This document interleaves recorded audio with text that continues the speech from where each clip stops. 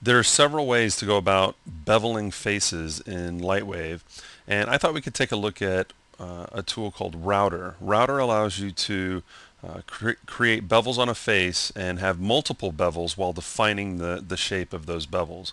So why don't we go ahead and just jump into full screen on this window, and I'm going to select this polygon, move over to Multiply, More, Router. Okay, and we're going to use the default type of round. We'll go through all three of these, round, hollow, and stair step, because they all do three different things.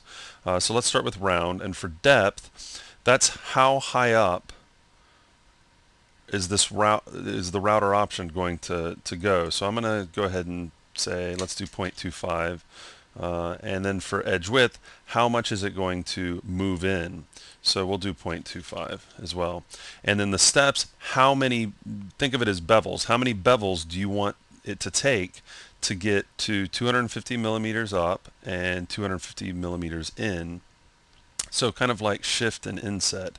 Okay, and for bevel on corner, I've always kept that set to yes. It helps ensure that you're not going to get overlapping geometry. So I've never found myself turning that off. And let's go ahead and hit OK. Okay, so what it did was let's go to 4 windows so that we can see.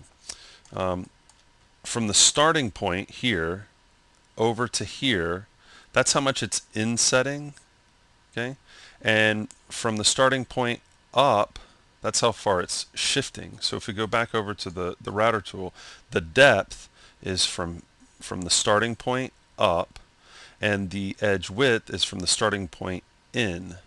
Okay, and then of course the steps are how many bevels, 1, 2, 3, 4, 5, to get to that point. Okay, so that's using round. So you can see it goes from the starting point to the end point and gives you a round shape. Let's select this polygon and we'll do the same settings except we'll use hollow. So multiply, extend, more, router. We'll go to hollow, and for depth 0.25. That's how high up is it going to go. For edge width we'll do 0.25. How much is it going to inset? And we'll use the same number of steps, 5, and hit OK. Okay, so we went up 250 millimeters. We went in from the edge here. We went in 250, but the profile on this, it's concave. We've got it's inset. Okay, so versus that round shape here, we've got an inset shape here. It's really just the inverse of this. It's the exact same shape because we use the same settings. It's just the exact opposite when we look at how this is rounding out and this is rounding in. Okay, the last option we'll use on this polygon right here. So we'll go to multiply, extend, more, router. We'll go to stair step. Let's use the same settings. So 0.25, 0.25.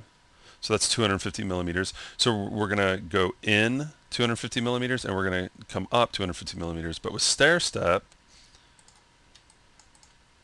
it's not smooth, it's individual steps. So if you were beveling this, you'd have to inset it with one bevel, then you'd have to shift it with one bevel, inset it with another bevel. So this is multiple bevels to get this set up, but with router we can do it all in one click of, all in one option, just using router once. So 3 completely different profiles here on our different polygons, all using the same tool. You can change the number of steps you want. You can, of course, adjust the the inset and the shift with the depth and the width, and get some really nice looking profiles here. What could you use this for? Well, if you were doing picture frames, you could do some really nice profiles on picture frames. If you were doing vaulted ceilings, that would be another good use for this. And of course, just adding the detail onto your geometry and rounding off edges and things like that. The rounder tool is really useful for that.